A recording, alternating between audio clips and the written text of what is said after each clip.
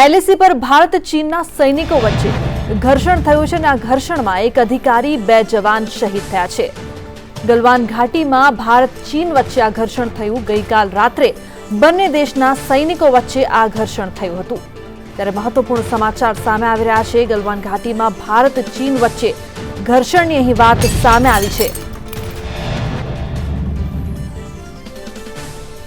ત્યારે બ્રેકિંગ સમાચાર સામે આવી રહ્યા છે। તંગદિલીનો માહોલ અહીં જોવા મળી રહ્યો છે। એલએસી પર ભારત અને ચીનના સૈનિકો વચ્ચે આ ઘર્ષણ થયાની માહિતી સામે આવી છે। ઘર્ષણમાં એક અધિકારી અને 2 જવાન પણ શહીદ થયા છે। તો મહત્વપૂર્ણ સમાચાર જે હાલ સામે આવી રહ્યા છે, ગલવાન ઘાટીને લઈને ભારત અને ચીન વચ્ચે ઘર્ષણ।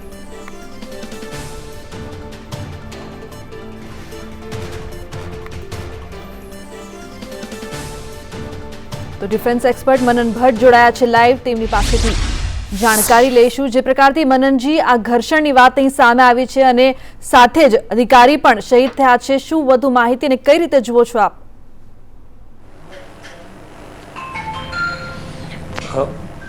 અંદરની માહિતી એવી છે કે કોઈ પ્રકારની બુલેટ ફાયર નથી થઈ, કોઈ ગોળીબાર નથી થયો, પણ સામસામે લડાઈ થઈ છે અને દુશ્મનને પણ કેઝ્યુઅલિટી વેઠવી પડી છે। જ્યારે આપણા એક કમાન્ડિંગ ઓફિસર, એક પ્લાટૂનના એક રેજિમેન્ટના કમાન્ડિંગ ઓફિસર શહીદ થયા છે, સાથે સાથે કર્નલ રેન્કના, લેફ્ટનન્ટ કર્નલ કે કર્નલ રેન્કના, અને સાથે સાથે 2 જવાનો શહીદ થયા છે। હવે હું એવું ચોક્કસપણે માનું છું કે ચાઇના વિશે ભારતના જે વ્યાપારિક સંબંધો છે તે ઘણા ઊંડા અને ઘણા વિશાળ થઈ ચૂક્યા છે, પણ સાથે સાથે ચાઇનાને એક અલગ નજરથી આપણે જોવાની જરૂર છે। જ્યારે કૂટનીતિની વાત આવે, જ્યારે યુદ્ધ નીતિની વાત આવે અને જ્યારે એક એવા પડોશી કે જે તોફાની પડોશી તરીકે ચાઇનાને જોવાની વાત આવે, એક અગ્રેસિવ પડોશી તરીકે ચાઇનાને જોવાની વાત આવે, ચાઇનાને કેવળ એક વ્યાપારિક પાડોશી કે જેની પાસેથી આપણે 70% આપણો માલ ઇમ્પોર્ટ કરીએ છીએ એવી રીતે જોવાથી આપણે એક બહુ મોટો પોઈન્ટ ઓફ વ્યૂ એને ઇગ્નોર કરી રહ્યા છીએ। એ છે કે ચાઇનાના અગ્રેશનને લીધે ભારતે ઘણી બધી પોતાની જમીન ગુમાવી છે। 1962ના યુદ્ધમાં આપણે જે સહન કર્યું, જે હાર સહન કરી, તેમાંથી આપણે ઘણું બધું શીખવાની જરૂર છે। આપણા ઇતિહાસ આપણને હંમેશા શીખવતો હોય છે। ચાઇનાએ આવી રીતે જ 1962નું યુદ્ધ પણ આવી રીતે જ એક નાની સ્કર્મિશમાંથી શરૂ થયું હતું અને ભારતે ઘણું વેઠવું પડ્યું હતું। એ વસ્તુ તો ચોક્કસપણે ચાઇના પણ સમજે છે કે આજનું ભારત એ 1962નું ભારત નથી। આપણે we are far more equipped અને આપણે તૈયાર છીએ ચાઇનાના અગ્રેશનને પહોંચી વળવા માટે। પણ આઉટ એન્ડ આઉટ મોટું યુદ્ધ ફાટી નીકળે કેમ કે બંને દેશો ન્યુક્લિયર આર્મ નેશન્સ છે એવી શક્યતા નથી। પણ આપણે એ ચોક્કસ સમજવું પડશે, ભારતે એ સમજવું પડશે કે ચાઇનાના દરેક એક્શનનો જવાબ રિએક્શન્સથી દેવાને બદલે આપણે એક નવા ફ્રન્ટ હંમેશા ખોલવા પડશે। ચાઇનાએ જ્યારે પંગોંગસોમાં એક ફ્રન્ટ ખોલ્યો છે, લદ્દાખમાં અગ્રેશન દેખ્યું છે અને ફિંગર 4, ફિંગર 8 એરિયામાં એમણે ઘૂસણખોરી કરવાની કોશિશ કરી હતી, એવે સમયે ભારતે નવા ફ્રન્ટ્સ કે જ્યાં ચાઇના નબળું હોય અથવા ચાઇનાને નબળું પાડવા માટે, કેમ કે આપણે ચાઇના સાથે ઘણી મોટી બોર્ડર શેર કરીએ છીએ, તો તિબેટ બોર્ડર પર પણ આપણે અગ્રેશન દેખાડવાની જરૂર પડશે। કેવળ અને કેવળ ડિપ્લોમેટિક એક્શન્સથી અથવા વાતો કરવાથી ચાઇનાના મિલિટરી એક્શનને અંડુ કરી શકાય તેમ નથી। અને this is a very provocative action. તમે જ્યારે ભારતના સૈનિકો પર હુમલો કરો છો, even if bullet is fired, એ યુદ્ધની શરૂઆતને આને યુદ્ધની શરૂઆત કહી શકાય। This is an act of war. ભારતના સૈનિકો ત્યાં ભારતને ડિફેન્ડ કરવા ગયા છે, આપણી મધરલેન્ડને ડિફેન્ડ કરવા ગયા છે, એના પર હુમલો એ ખરેખર અસહ્ય છે। એને નો ડાઉટ કે ડિપ્લોમેટિકલી એને ટોન ડાઉન કરવાના પ્રયાસ ભારતે કરવા જોઈએ, પણ સાથે સાથે સેનાને એક્શન્સ લેવા માટે જે રીતે કમ્યુનિસ્ટ પાર્ટી ઓફ ચાઇના કરે છે, જે રીતે PLA કરે છે કે ગ્લોબલ ટાઈમ્સની થ્રુ અને અલગ અલગ એમના મુખપત્રો થ્રુ એમ કહે છે કે અગ્રેશન દેખાડે છે, એમના સૈનિકો અગ્રેશન કરે છે, જ્યારે એમના નેતાઓ, એમના ઉચ્ચ મિલિટરી અધિકારીઓ એમ કહે છે કે અમે ભારત સાથે સ્કર્મિશ ઈચ્છતા નથી, તો ભારતે પણ બોલ્યા વિના જેટલા અગ્રેસિવ પગલાં ભરી શકાય, ગોળી ફાયર કર્યા વિના જેટલા અગ્રેસિવ પગલાં ભરી શકાય તેટલા કરવા જોઈએ।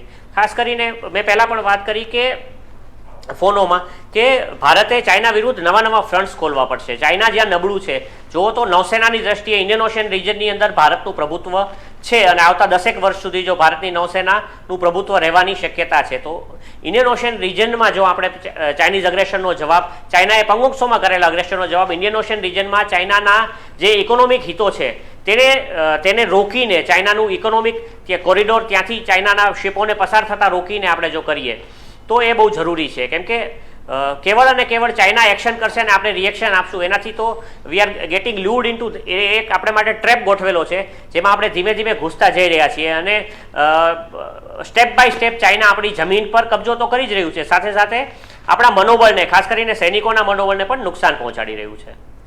બિલકુલ મનનજી, જે પ્રકારથી આપે જણાવ્યું કે મનોબળને કમજોર કરવાનો જે એક પ્રયાસ કરવામાં આવી રહ્યો છે, આ પહેલા પણ ચીન ઘણી વખત અવળચંડાઈ કરી ચૂક્યું છે, પછી ઘૂસણખોરીની વાત હોય અને અત્યારે જે પ્રકારથી સૈનિકો પર હુમલો કરવામાં આવ્યો છે, નવા ફ્રન્ટ જે પ્રકારથી ખોલવા જોઈએ, કેવી સ્ટ્રેટેજી ભારતે અપનાવવી જોઈએ?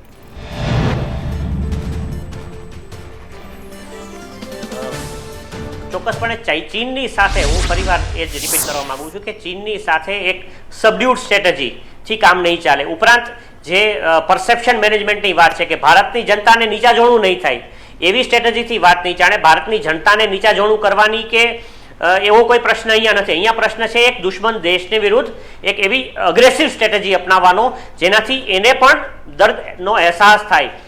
ચાઇનાએ કરેલા જે સ્ટેપ્સ છે ભારતની વિરુદ્ધ, એમાં જે રીતે સ્ટિંગ ઓફ પલ્સથી આપણને ઘેર્યું છે, જે અલગ અલગ જગ્યાએ એમણે અલગ અલગ આઇલેન્ડ્સ ઉપર કબજો કર્યો છે, પછી ગ્વાદર પોર્ટ, હમ્બનટોટા પોર્ટ, આ બધા પોર્ટની અંદર એમણે એનું મેનેજમેન્ટ પોતે કબજે કરી લીધું છે. એટલે ભારતના વ્યાપારિક હિતો અત્યારે ઘણા જોખમમાં મુકાઈ રહ્યા છે અને ચાઇના હિન્દી ચીની ભાઈ ભાઈની વાત કરતાં કરતાં ધીમે ધીમે વ્યાપારિક દ્રષ્ટિએ પણ ભારતની વિરુદ્ધ એક ભરડો ભરી રહ્યું છે. આ ભરડામાંથી નીકળવા માટે ભારતે, હું ફરીવાર કહું છું કે અગ્રેસિવ થવું પડશે. ભારતે કેવળ અને કેવળ રિએક્ટિવ થવાથી કામ નહીં ચાલે અને ઇન્ડિયન ઓશન રિજનનું જે એન્ટ્રી પોઈન્ટ છે મલાક્કા સ્ટ્રેટ્સ, ત્યાં આગળ ભારતનું ઘણું પ્રભુત્વ રહેલું છે. મલાક્કા સ્ટ્રેટ્સમાંથી શ્રીલંકા આપણા ઇન્ડિયન ઓશનમાં એન્ટર કરે, ચાઇનાવાળા ઇન્ડિયન ઓશન રિજનમાં એન્ટર કરે છે અને ત્યાંથી પછી એ ગલ્ફના દેશો સાથે વ્યાપાર કરે છે.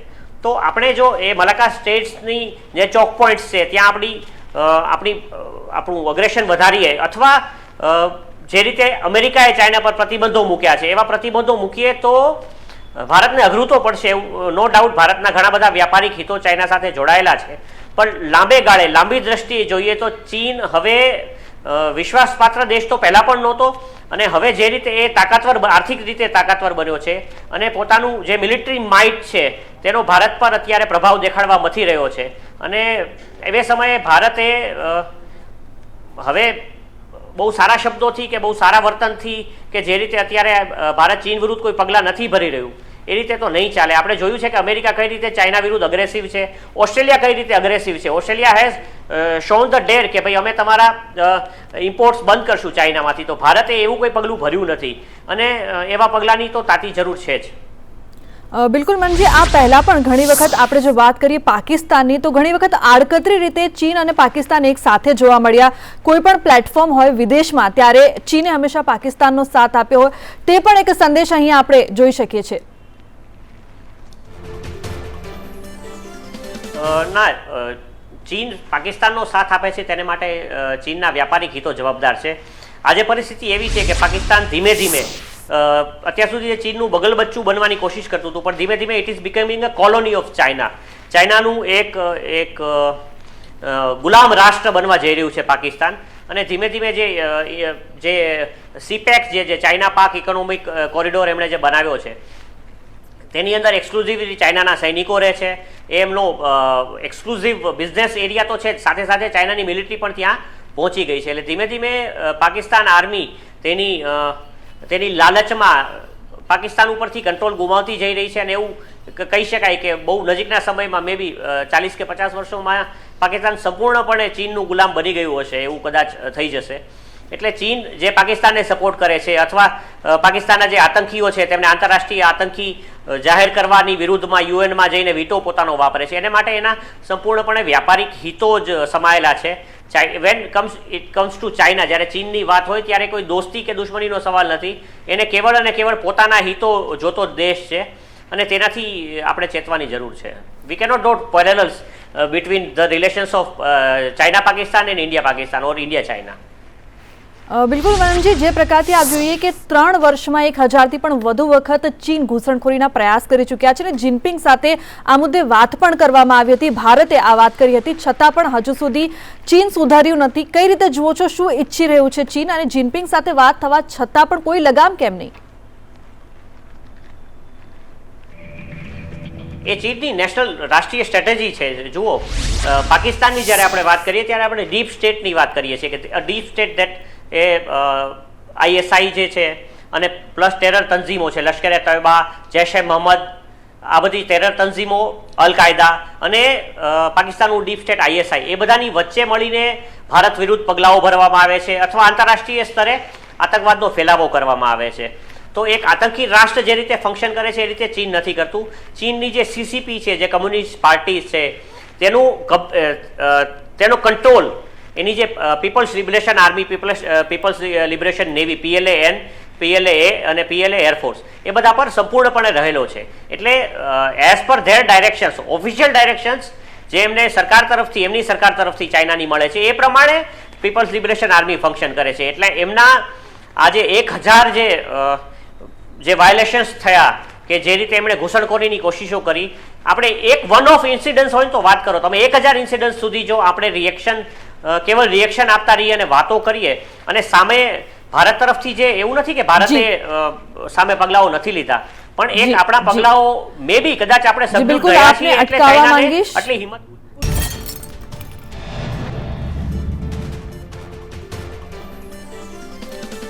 મનનજી, જે પ્રકારથી એક વાત એ પણ કહી શકાય કે અત્યાર સુધી ઘૂસણખોરીની અવળચંડાઈની વાતો સામે આવતી હતી, પરંતુ આ વખત 40 વર્ષ બાદ આ સૌથી મોટો હુમલો આપણે કહી શકીએ છીએ કે જે ચીન દ્વારા ભારતને કરવામાં આવ્યો. કઈ રીતે જુઓ છો આપ, અને 40 વર્ષ પછી આટલું જે કહી શકાય મોટું સ્ટેપ કેમ? જુઓ, એસ્કેલેશન છે ને ધીમે ધીમે હેપન થાય. આની પહેલા પણ એવા સમાચાર આવ્યા હતા કે ભારત અને ચીન સૈનિકો વચ્ચે સંઘર્ષ થયો હતો અને ભારતના સૈનિકો કેટલાક ઘાયલ થયા હતા.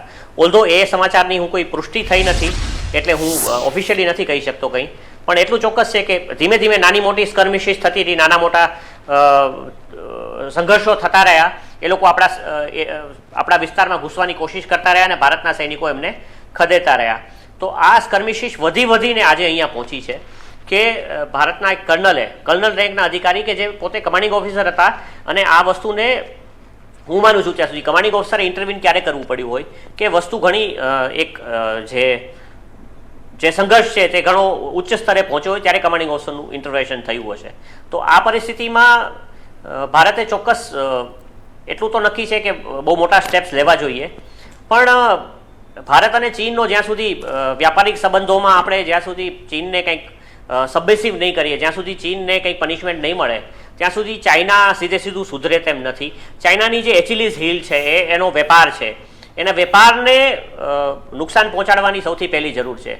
મેં પહેલાં પણ કહ્યું એમ કે ભારત ક્યાંક ને ક્યાંક ચાઇનાનું જે અગ્રેશન છે, કે ચાઇનાના જે ટ્રુપ્સ એલોંગ ધ LAC આવી ગયા છે, તેને કદાચ આપણે એમને નિહાળવામાં અથવા એના પર જે સેટેલાઇટ આપણું નેવિગેશન થવું જોઈએ, જે સેટેલાઇટ ઇન્ટેલિજન્સની આપણને પહેલાં ટાઈમલી ખબર પડવી જોઈએ, એમાં આપણે ડિલે થયા અથવા તો એમના અગ્રેશનની સામે ભારતે અગ્રેશન કર્યું અને ભારત જે રોડ બનાવતું હતું ત્યાં LAC સુધીના, એ રોડની સામે ચાઇનાને ઘણો વાંધો છે. ચાઇના એમ ઈચ્છે છે કે અમે રોડ બનાવી લઈએ, હાઈવેઝ બનાવી લઈએ, પણ ભારત પોતાને માટે સ્ટ્રેટેજિક વ્યૂહાત્મક હાઈવેઝને બનાવે નહીં. હમણાં આપણે સમાચાર સાંભળ્યા કે 1200 જેટલા ઝારખંડથી લેબરર્સ એલોંગ LAC રોડ બનાવવા માટે પહોંચી ગયા છે. એટલે ભારતની સરકાર, હું માનું છું ત્યાં સુધી, જે સુધી આપણે જોઈએ છે જે રિપોર્ટ્સ પ્રમાણે, we are up to it. ભારતની સરકાર અગ્રેશન દેખાડી રહી છે. ભારતની સરકાર ચીનના દરેક જે સવાલો ચીન ઊભા કરી રહ્યું છે, જે રીતની અગ્રેશન દેખાડી રહ્યું છે, તેનો જવાબ આપવા માટે ભારતીય સેના અને સરકાર તૈયાર તો છે, પણ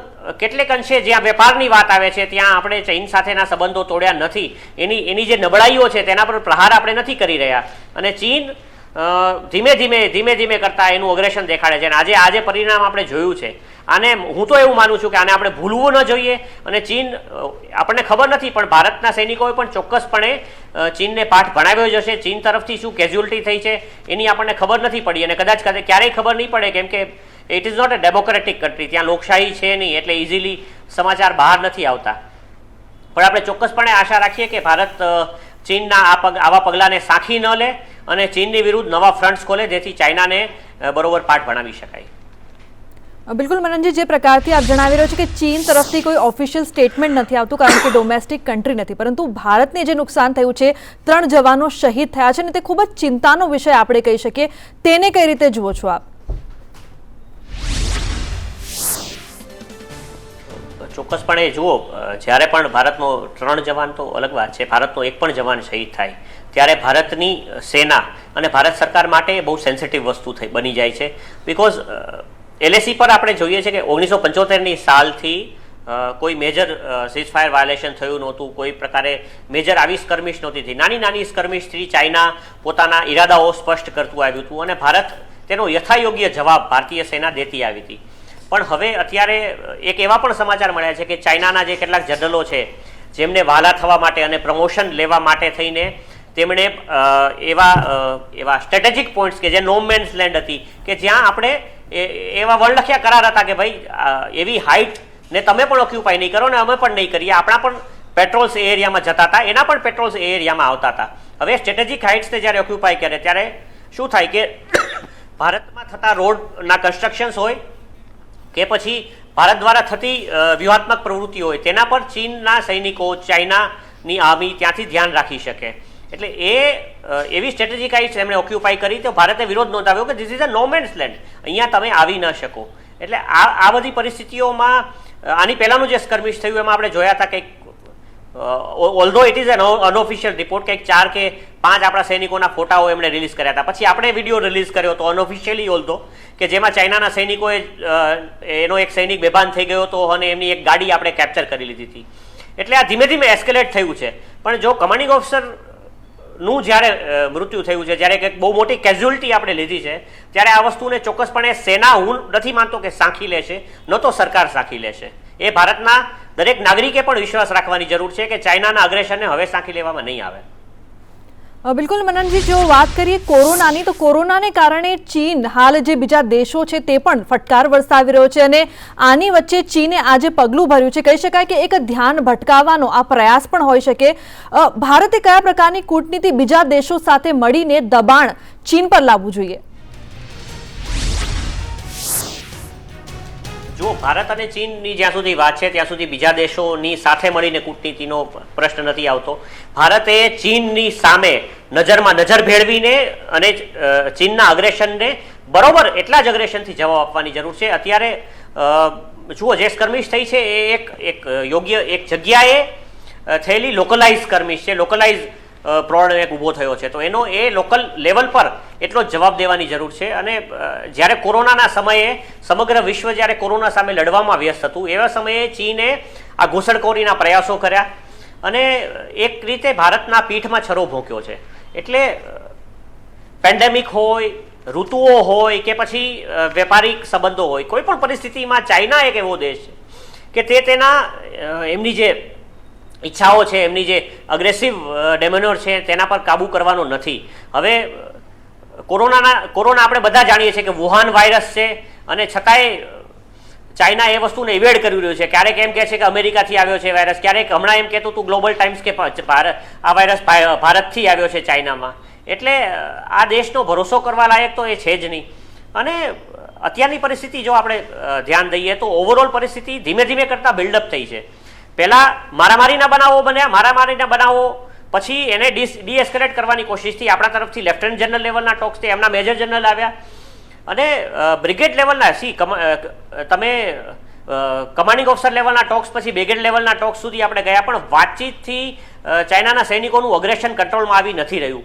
પ્લસ એટલું તો ચોક્કસપણે કહી શકે કે ચાઇનાની સેના જે છે it is a professional military. એટલે કંઈ પાકિસ્તાનના જે જેહાદીઓ છે તેની જેમ કે પાકિસ્તાનની આર્મી કે ISI જે આતંકીઓ સાથે મળેલી છે અને પોતાની મરજીથી સીઝફાયર વાયોલેશન્સ કરે છે, એવી રીતે ચાઇનાની આર્મી નથી કરી રહી. It is a pre planned, આ વેલ પ્લાન્ડ વસ્તુઓ છે અને એનો આપણે જવાબ આપવા માટે આપણી સેના પાસે ચોક્કસપણે એના પ્લાન પણ છે અને આપણી સેના એને માટે સક્ષમ પણ છે. અને હું નથી માનતો કે આ વસ્તુઓને કદાચ મીડિયામાં આપવાની જરૂર છે, કે આપણે એ બાબતે એટલી બધી ચર્ચાઓ કરાવવાની જરૂર છે, બીકોઝ ચાઇનાની સાથેના રિલેશન્સ થોડાક પાકિસ્તાન કરતાં રિલેશન્સ કરતાં વધારે સેન્સિટિવ છે અને તેને અંડરગ્રાઉન્ડ રહીને જેવો અગ્રેસિવલી જવાબ આપવો જોઈએ તેવો આર્મી જવાબ આપશે જ. બિલકુલ, વેપારની જે પ્રકારથી આપે વાત કરી કે ચીન હંમેશા વેપારને લઈને જે પ્રકારથી ધ્યાન આપે છે અને હવે જે આ 1967 પછી આ ઘટના સામે આવી છે, આ પહેલા 1967માં પણ અવળચંડાઈની વાત સામે આવી હતી, સમગ્ર રીતે બોયકોટ કરવું જોઈએ ચીનના વેપારનું ભારત, એવું નથી લાગતું? You have got the chicken snake. ચાઇનાની સૌથી મોટી નબળાઈ જો કોઈ હોય તો એની એચિલીઝ હિલ હોય તો એનો વેપાર છે. જ્યારે ભારતે ચાઇનીઝ એપ્લિકેશન્સનો ભારતીયોએ એને ઉડાડવાના પોતાના મોબાઈલમાંથી શરૂ કરી દીધા હતા, ત્યારે ગ્લોબલ ટાઈમ્સનું ઓફિશિયલ સ્ટેટમેન્ટ આવેલું હતું. Global Times CCP, communist party of ચાઇનાનું ઓફિશિયલ મુખપત્ર છે, તેમાં સ્ટેટમેન્ટ આવ્યું હતું કે ભારત ચીન સાથે વેપાર કર્યા વિના કે ચીનના પ્રોડક્ટ્સનો ઉપયોગ કરવા વિના ભારતના લોકો રહી શકે તેમ જ નથી. India is not capable of that. તો ભારતના લોકોએ પોતાની રીતે આ દર્શાવવાની જરૂર છે અને ન કેવળ ભારતના લોકો પણ ઓફિશિયલી સરકાર તરફથી પણ આ વસ્તુને અમલમાં મૂકવામાં આવે તો એ વધારે અગત્યનું સાબિત થશે. હમણાં આપણે સાંભળ્યું કે એક બહુ મોટો મેટ્રો રેલનો પ્રોજેક્ટ ચીનની એક કંપનીને ગયો છે, તો એ પણ એક ઘણી દુઃખદ બાબત છે. આ બાબતે આપણે સેન્સિટિવ થવું જોઈશે અને ભારતીય કંપનીઓને પ્રોત્સાહન મળે એવા સરકાર પ્રયાસો કરી રહી છે અને ચોક્કસપણે ભારતીય કંપનીઓએ પણ એ રીતે પોતે કોમ્પિટિટિવ થવું પડશે, જેને કારણે ચીન પર આપણે જે અત્યારે રિલાય કરી રહ્યા છે બિઝનેસ માટે તે આપણું ઓછું થાય.